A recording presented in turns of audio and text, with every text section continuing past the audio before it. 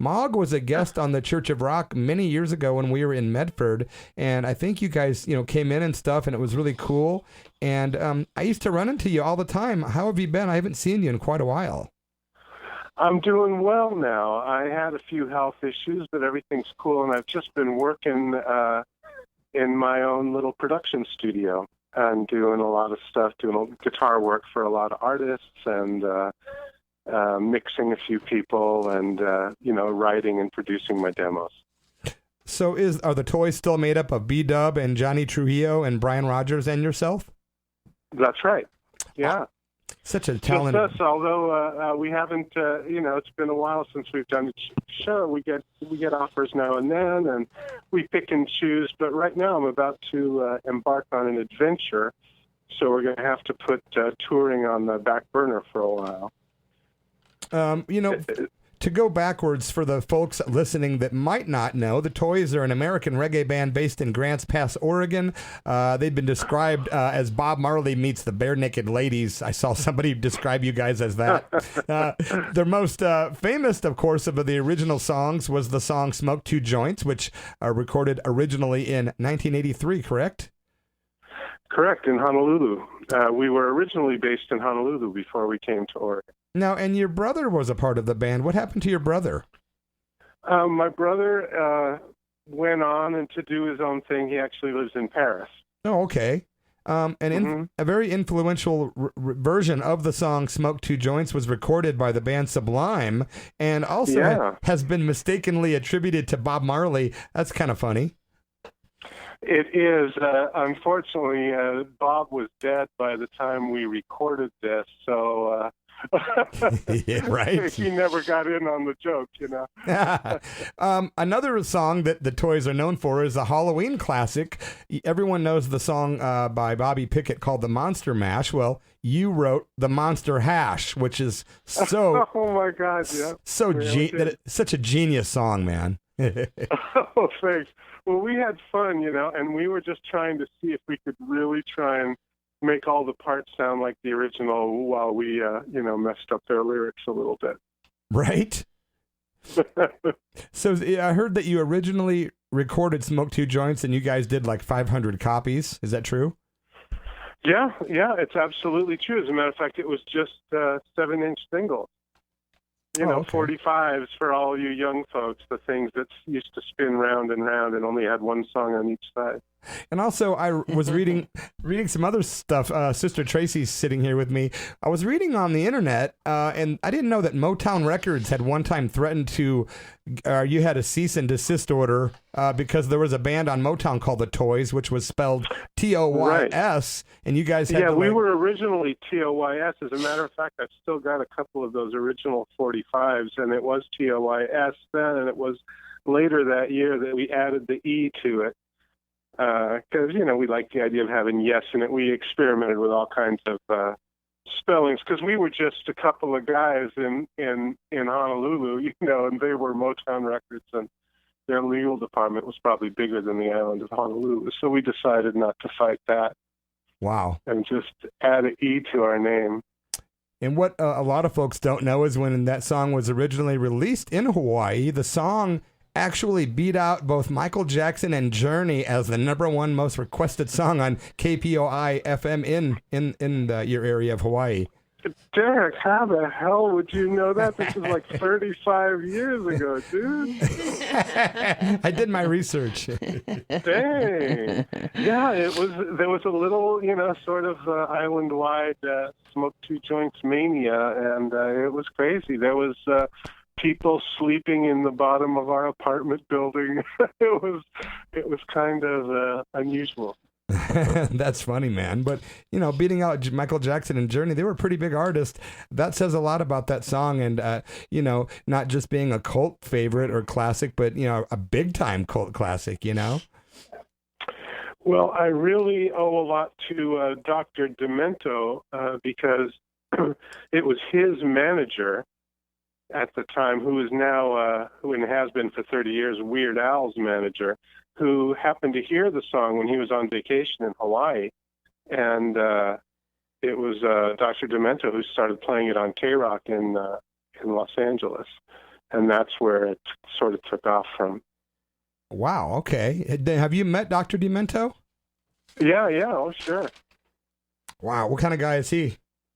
He's a great guy. He's a little soft-spoken dude, and his name is Barry, and he's a really nice man, and he's a lot like he seems on the air. Maybe a little bit more conventional than you might expect, but he's a total great guy, and he's lit up, and he's totally into what he's doing, and it was very cool. It was very cool to finally get to meet him. We did his show for the first time, I guess it was in the 90s or something like that.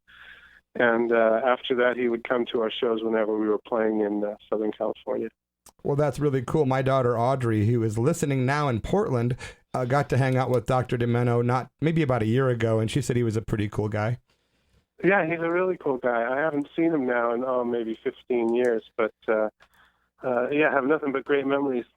The Toys, of course, have been well known for your advocacy of legalization of marijuana. Things have changed a lot since the days of smoke two joints being written. What are your thoughts today and where we exist with marijuana legislation and all that good stuff? Well, I mean, I have a lot of positive things to say, and especially about all the activists that we've met. We were lucky enough to know a group of activists who actually made medical marijuana legal in California. It was Prop 205 back in the day, and that was the first state that had medical marijuana. And we wrote a song about it. We wrote a song called Green Doctor. And so, we'd get to go do our little thing, and they'd give their speeches and get the people out, and we'd play Smoke Two Joints and Green Doctor. And so in a way, it feels really good that from that seed is coming all these other good things. When we realize that, society needs herb more than ever. There's a kind of mass insanity going when we think the answer is less weed and more guns. That's just that's not going the right way. Hallelujah, brother. I'm with you there. And Derek, I want to preach or get real heavy or anything, but the other thing I want to say about marijuana legalization is there are still tens of thousands of brothers and sisters in prisons across the country for nonviolent marijuana crimes. And we have to keep our eye on the ball. We can't say, okay, we got our legal weed now, it's over, let's party, because these people lost everything. They lost their homes. In some cases, they lost their kids. And they're still there. Yeah, and so we got to keep our eye on the ball and bring it all the way home. And that's kind of, if you want to get technical, that's kind of why the whole thing started, pretty much. The whole war on drugs. And I know my home state of Illinois recently legalized recreational, and they're wiping off the records, expunging 800,000 people's records. But that's fantastic. Yeah, it's great. But then I think about the things that you just mentioned. It ruined a lot of people's lives. You can't give that back. So I don't know. Hopefully we're headed in the right direction, and hopefully it doesn't become a government nightmare like everything does that the government becomes involved in. It's just got to be national. It's just got to be legalized nationally. And if it's legalized nationally, not only will the people in federal prisons be able to have their records expunged and their freedom returned to them, but even people held in state penitentiaries will be so that's the key. Legislative order would be and nice. I could tell everybody, you gotta vote. You gotta vote for the lesser of two evils, because that's what grown-ups do. You make choices about the lesser of two evils every day. About how many calories you're going to eat in this versus that, or you just do, and you got to vote for whatever. I would vote for whatever candidate the anti-Trump folks are going to put up. I would vote for any of their pets. I would vote for any of their home appliances. I would even vote for any of their bad habits over the guy we got right now. How about Bernie Sanders? Bernie was my guy. Bernie is the reason. I was an independent my whole life, Derek, and the whole reason I I signed up for the Democratic Party last time was so I could have the pleasure of voting for Bernie in the primary. And that's my personal politics. Anybody else is cool as long as you're not hating, you believe whatever you want. The primary didn't exactly go like it was supposed to go, I don't think. So, Well, people blamed it on the party and stuff, but that's not public, That's the Democratic Party is a private club, and we think that our primary elections and that primary process should be as sacred as a general election. But the truth is that it's not. It's just a party thing.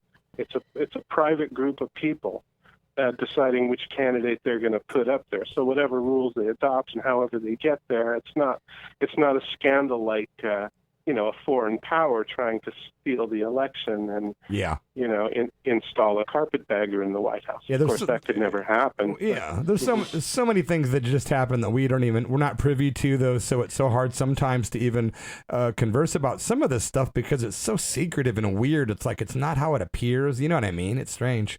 Yeah, I know what you mean, and what we give thanks for is that next year the choice will be clear. Yeah. There's no more, well, gosh, this outsider real estate dude with the orange hair is going to be better than we know. We got to shake it. Okay, now there's no doubt. We know what we're going to get with this guy. Yeah. I mean, it's just there. I mean, as Maya Angelou said, when people tell you who they are, believe them. Ah. And this man has shown us who he is. True. Very true. I was going to ask if you still smoke or if you have a favorite way of ingesting cannabis, like edibles or oils, or what your thing is. I've never liked the edibles, and I'll tell you why. One of the things, the advantages that pot had over alcohol is once you're drunk, the rest of your day is pretty much mapped out. Yes, you're down. Whereas if you stop smoking an hour later, you're as clear and lucid as you were before. But with edibles, it's more like alcohol, is that you know that you're going to be high for X amount of hours depending on what you ate and how much THC was in there. Good point. So I like smoking it. I'm an old man, and I like smoking it. I like the feeling of the smoke in my lungs. I don't get that personal satisfaction out of vaping. I've tried it, and it just doesn't do it for me. I mean, it gets me high, but it just doesn't provide me the pleasure. No, it doesn't. I tried vaping for a couple of months, and just one day I smoked a bowl of regular flower, and I couldn't believe it was like I hadn't smoked it in a year. It was like, whoa, this stuff is way more potent in the flower, form for sure. In my opinion. There must be something chemically in the process of making it from flour to the oil that does something to it. I don't know.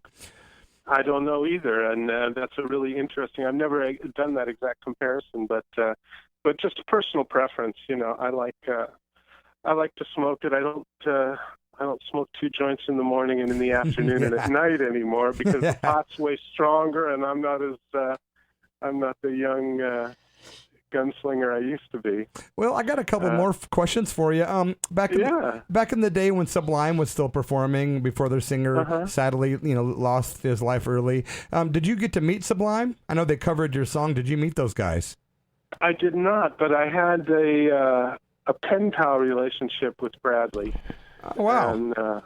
And he wrote me a letter once, just scribbled on it looked like what do I want to say? Like high school notebook paper, that white paper with the blue lines and the 3 holes in the sides, And he wrote me a letter on both sides of that, and it was very cool. It was very Bradley. It was very stream of consciousness, Now, how cool is that? Yeah.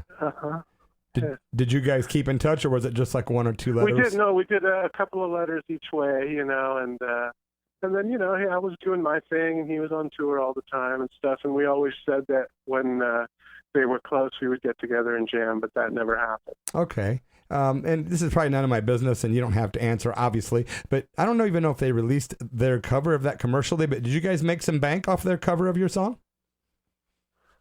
Of Sublime? Yeah.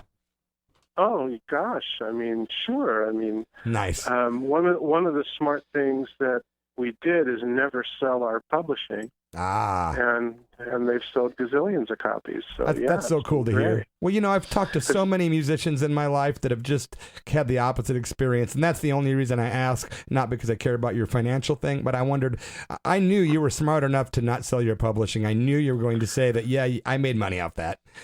That's cool. Well, it's been great, because to be honest, I've written dozens and dozens of songs that I love even more, but yeah, this is the one child that's out there earning a living so that I can do the rest of this stuff, and it's because I was fortunate with this and a couple other things that I don't have to work in the bars or the wineries or be a sideman anymore, or all the things that I see so many musicians that I know and respect and who are just ultra mega talented. And they got to keep plugging and just because they never had that lucky thing happen to them. So I'm totally aware of that, about how lucky I am, and I'm grateful every day. Yeah, I was very naive in underestimating that. Okay, that probably, okay, I get it now. I see the big picture. So because of that, I've been able just to have my studios and write and demo and have projects with other people, and I don't care. I don't release it. I don't care if anybody ever hears it. I'm just, it's what I'm doing right now is the definition of art for art's sake, and it's like getting your hands dirty in the clay, and each day, and then you do something different the next day, and you don't even think about what you did the day before. Well, that's good. It's a blessing. And I'm about to. I was just going to say that's a blessing that you're able to do those things, what you enjoy doing. And so many people are trapped in a 9-to-5 kind of rat rate maze. You know what I mean? Rat race. Oh, yeah, rat race so maze. Right. You are so right, Sister Tracy. I mean, absolutely. And I made a choice too, because once you get a taste of fame, what most people do is just go after it and go through all those doors that open for you. But for me, I just realized that, gosh, you know what? I don't really like being surrounded by people who don't really care about me, and I don't really like they don't want to be there, and no fun. So I stayed behind the scenes and just produced and wrote, and I'm having a great time doing it. And I'm about to start doing it over in Europe. So cool. That is so cool. Yeah. I have a lot of your work, so I can say that I do know for sure that the Toys are just more than Smoke 2 Joints. So make sure you check out the Toys music. I do have one last question before we let you go, my friend. Sure, Derek. Are the Toys going to be playing anywhere in Southern Oregon in the upcoming future? In the upcoming future, no, because I am, as I sit right now, I'm in my studio in Grants Pass, and it's all torn apart. I'm going to be out of here by the end of the month. And then I'm going to spend at least 7 or 8 months in Portugal. And I'm going to be working and writing there. Nice. And so what might happen next summer, I don't know, but it wouldn't be till then. Well, we would like to wish you the very best of luck, MAWG TOYE. We appreciate. We've had to reschedule a couple times for a few different reasons, but it's always a pleasure to talk to you. I'm definitely a real fan and consider you a friend, and I appreciate you making time to come on the Church of Rock again. It's been a pleasure. Thank you, Derek. Thank you, Sister Tracy. Thank you so much, MAWG. We appreciate it. Have a good rest of the night, brother. Peace. Yeah, take care.